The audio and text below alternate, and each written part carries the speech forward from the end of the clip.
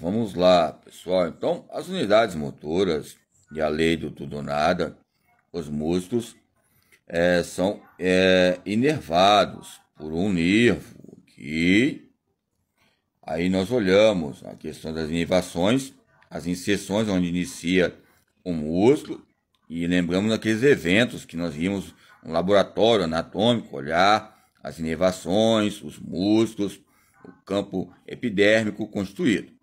Ali nos campos biodinâmicos, né, relacionado à Universidade da UVV. Então, quando falamos de grande número de fibras nervosas, é lógico que lembramos de sítios originários, peculiar e particular. É lógico que o campo de células nervosas na medula espinhal, ou seja, sempre falamos dos campos de quê? Característica, personalidade, vamos falar de característica ligada às ramificações nervosas, os campos de estímulo, tempo de reação que ocorre, o campo histórico, o protoplasma. Eu coloquei até o termo placebo para ligar o que? O termo interno e externo, uma placa motora, neural, embora os campos terminais coloca junções ou seja, milionerais, ok?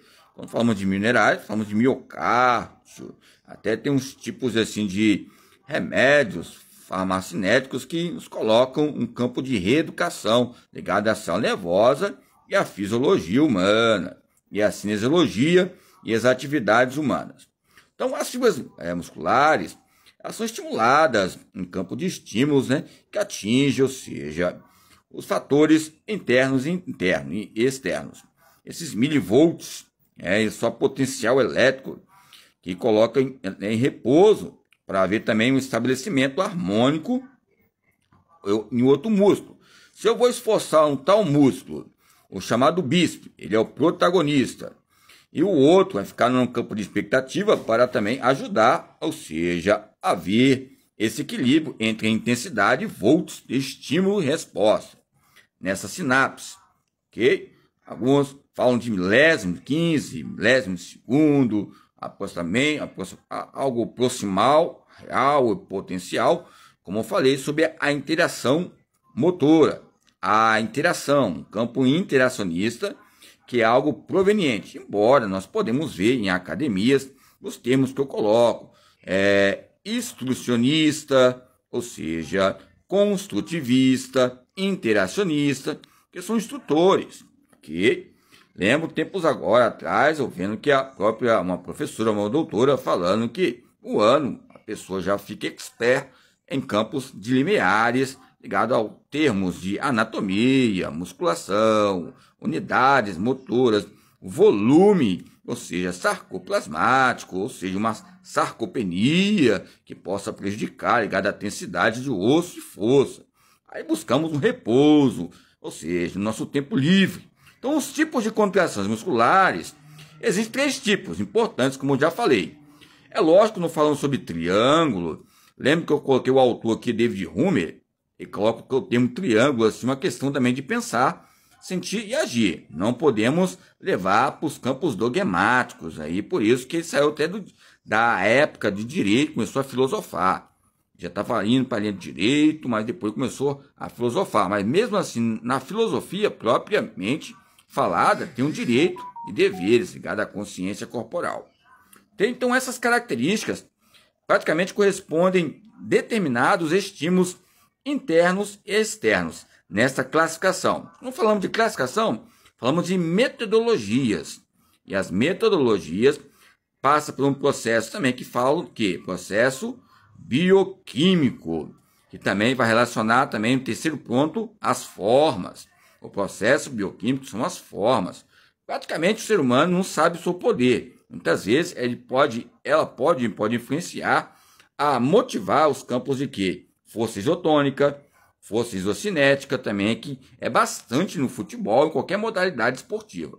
E praticamente as atividades humanas que nós fazemos diariamente, no campo cotidiano, por isso que eu coloquei motricidade sumária, atividade humana sumária, atividade humana temária, atividade humana, ou seja, e os seus relatos espaciais, os seus relatos temporais, os seus relatos físicos, Ou seja, quando eu tenho uma noção do espaço, quando eu tenho uma noção do tempo, eu vou, propriamente dito, no campo de percepção, eu vou perceber que não é só eu que estou ali exercitando, fortalecendo ou desenvolvendo, mas eu tenho uns campos fenomenais que ocorrem, principalmente no meu corpo, com uma consciência corporal, e provavelmente também relacionados a questões que coloquei sobre os efeitos que relacionam um com o outro, ou seja, esses hábitos ligados ao espaço temporal, ok?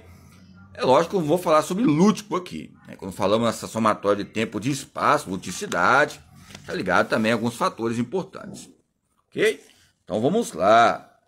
Embora as questões, eu quero dizer, quando eu falo sobre as membranas musculares, as características histológicas, bioquímicas, ou seja, pontos importantes que vai nos dar uma bioestrutura e o processo de composição bioquímica e os seus resíduos. Lembra que eu coloquei ali? Atividade humana e teoria ligada aos resíduos. Resíduos são os cabelos, unhas. Às vezes nós olhamos nos campos anatômicos as fragilidades que ocorrem que o próprio ser humano tem. Lembra que eu falei tempo atrás que eu tive que passar, ou seja, por um campo de metódico, né, de uma caminhada na estrada, os erros e acertos.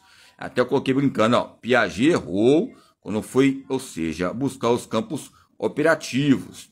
Quando eu falo de miosina, falamos de contração muscular, ok? Vários métodos e pesquisadores aqui, ó. Aqui. Então, são fatores importantes, ok? Então, quando falamos sobre hoje, a firma mais conhecida que é a classificação, as fibras em vermelhas, ou seja, de contração, lenta, alta, resistência, fadiga, B, então, branca, a de contração.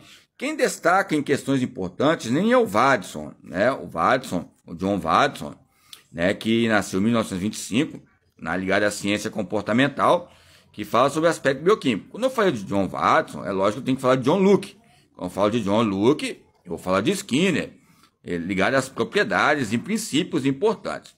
Não tenho como deixar de falar do John Watson, porque também é o meu avô. Ele nasceu em 1925, ligado à ciência comportamental. Ok? Então, essas designações quanto às questões da unidade motora, de contração lenta, nós podemos ver aqui, de contração lenta, aqui, ó.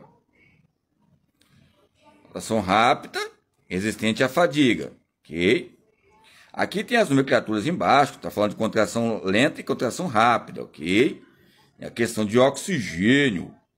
Vamos lá, quando falamos de contração rápida e contração lenta, alguns falam que a contração rápida não tem oxigênio, que frisa dizer que é a fonte anaeróbica, mas os dois precisam de oxigênio nos campos determinantes. Aí lembramos dos treinamentos fast leg, né, que é a velocidade nos jogos, velocidades nos piques, velocidades para ver melhoras no ácido lático, típicos que relacionam a fibra tipo 1. Ou seja, a tipo 2A e a tipo 2B, ok? Aqui nós colocamos aqui fatores importantes entre as enzimas. Aí nós perguntamos um para o outro.